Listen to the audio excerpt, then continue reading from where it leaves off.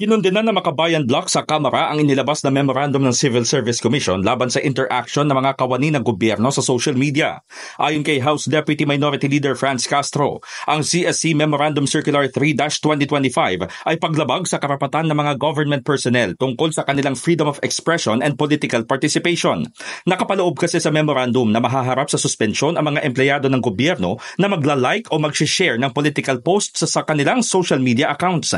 Iginiit ni Castro na ang bagong circular ng CSC ay salungat sa kanilang Joint Circular 1 na inilabas noong 2015, kung saan hindi kasama sa ipinagbabawal ng CSC at COMELEC ang pag-like, share at pagkukomento sa partisan political activities ng mga government personnel. Ipinaliwanag nito na hindi maaaring basta-basta lang babaguhin ng CSC ang interpretasyon nito sa batas dahil kontra ito sa naunang Joint Circular na inisyu nila kasama ang COMELEC. Dagdag pa ni Castro, hindi dapat ituring na electioneering o partisan political campaign ang simpleng pag-click ng like button o pag-share ng post.